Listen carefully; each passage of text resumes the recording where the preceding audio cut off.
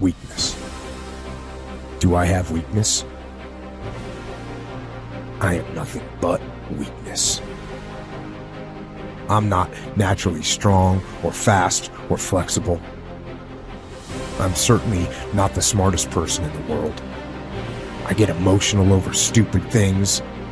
I eat the wrong foods. I don't sleep enough. I procrastinate and I waste time. I care too much about meaningless things and not enough about important things. My ego is too big. My mind is too small, often trapped inside itself. Now, all that being said, I have a saying. A person's strength is often their biggest weakness, but their weaknesses can become strengths. Success, guys, a very, very lonely road, man. Along that road, you're not going to see too many friends. You see your shadow most often. You got to trust in the heart of hearts. Inside what you're doing, what you believe in is a worthy cause, a winnable fight. I wish I could tell you you're tired, go take a break. I wish I could tell you tired, rest for a year. I wish I could tell you that it's gonna get easier. I wish I could tell you it's gonna get easier. I wish I could tell you that if you just keep going, it's gonna get lighter. I dare you to take a stand today to say no more. I will no longer accept this for my life. I dare you to take action today. I dare you to write your goals down and get someone to hold you accountable. I dare you to hold yourself accountable. I dare you to give up everything that is keeping you from your dream, to say no to all the negative influences. I dare you to pick up a book instead of a drink. I dare you to work harder than you think you did yesterday. I dare you to prove them wrong. I dare you to prove yourself right. I dare you to stand up as a man or as a strong woman, as whoever you are, and declare that you are going to claim a bigger and better life for yourself. When you get to the point where enough is enough, when you get to the point where it hurt real bad, when you get to the point when it's over, when they're tired, when they're frustrated, when they're ready to give up, when they spent their last dime, that's when they get started.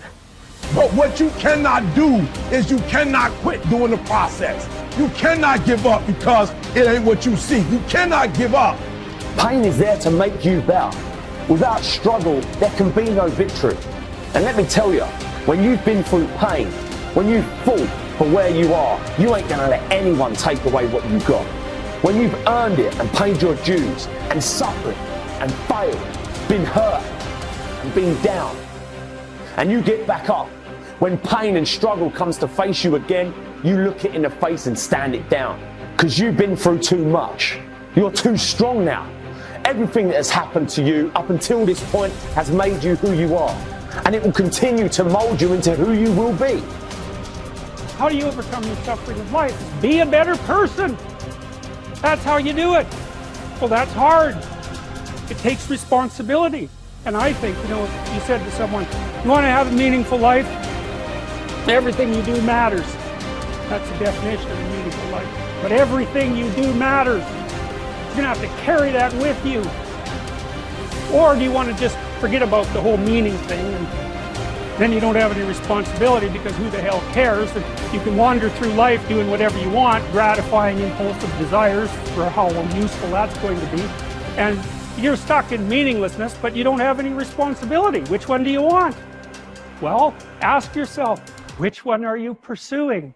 And you'll find very rapidly that it isn't the majority of your soul that's pursuing the whole meaning thing, because, well, look what you have to do that. You have to take on the fact that life is suffering. You have to put yourself together in the face of that. It starts with yourself, man. You gotta start diving into those things that you're afraid of. You don't gain confidence by going to the spot that makes you feel good. It's gonna be a false reality. And the second life gives you that challenge, all you want to do is go back to what made you confidence, or what gave you confidence. Is that happy spot? No. What gives you confidence, what gave me confidence, was spending years at a kitchen table trying to learn how to read and write on my own. Realizing I can't learn the way you learn. I can't. But I can learn. What gives you confidence, not being afraid, is overcoming the fear. I used to stutter severely bad. So right now, I don't know how many people are gonna watch this. You know what gives me confidence? Is knowing I no longer care if I sit here and start stuttering again. That's what gives me confidence, is facing these things, overcoming them. And maybe not overcoming them every day. Facing and facing and facing. Pretty soon like this, oh man, this is where it's at. It's not in that comfort zone. It's in the discomfort zone is where my confidence is getting built. That's where it's getting built. But people want they want an easier answer. There has to be an easier way. It's not. I'm sorry. I searched for it my entire life. I did. I lied. I did everything. And I still felt empty. I walk around with a backpack with all my stuff with no car. And I walk around the happiest person in the world. Have nothing. Happy as hell. It's because I found out the whole key to life. It's not in all that. Have to face yourself. So many people live to be 100 years old and they die miserable, having everything, because they never examine. I call it my live autopsy. You never examine this. Happiness, peace, enlightenment, it's all up here, man. It's all up here. And when I start talking like this, people are, man, no, it's the truth, man. It's all up here. You just gotta want to go and face it. And that's the hard part. Attitude is a reflection, a result of a person's will. It is incalculably powerful.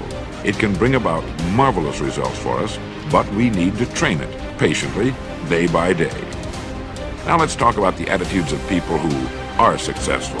The top 5% of the people who go sailing through life from one success to another and who, even when they fail at something, shrug it off and head right out again. No matter who the person is or what he does, men and women in sales, business executives, people in all the professions, wives and mothers, students, top people in the armed forces, public servants, men and women in the service of religion, working men and women in all fields of endeavor.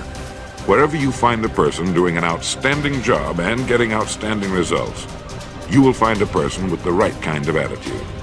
These people take the attitude toward themselves that they can accomplish what they set out to accomplish, that there's no good reason on earth why they can't be competent, successful. They have a healthy attitude toward themselves and, as a result, toward life and the things they want to accomplish.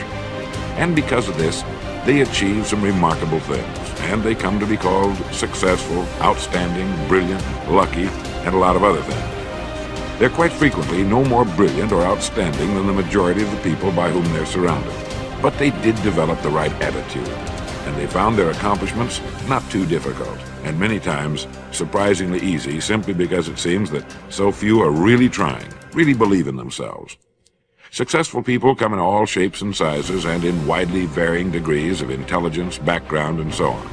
But they all have one thing in common. They expect more good out of life than bad. They expect to succeed more than they fail. If you want something worthwhile, take the attitude that there are a lot more reasons why you can have it than there are that you cannot, and set out to earn it. Go after it, work at it, ask for it, and 9 times out of 10, you'll get it. Our environment is really a mirror of our mental attitude. If we don't like our environment, we have to change our attitude first. Your ability and willingness to discipline yourself to accept personal responsibility for your life are essential to happiness, health, success, achievement, and personal leadership. Accepting responsibility is one of the hardest of all disciplines, but without it, no success is possible. The failure to accept responsibility and the attempt to foist responsibility for things in your life that make you unhappy onto other people, institutions, and situations completely distort cause and effect, undermine your character, weaken your resolve, and diminish your humanity. They lead to making endless excuses. There is a direct relationship between the acceptance of responsibility and the amount of personal control you feel you have over your life. This means that the more you accept responsibility, the greater sense of control you experience. There is also a direct relationship between the amount of control you feel you have and how positive you feel. The more you feel that you have a high sense of control in the important areas of your life, the more positive and happy you are in everything you do. When you accept responsibility, you feel strong, powerful, and purposeful. Accepting responsibility eliminates the negative emotions that rob you of happiness and contentment.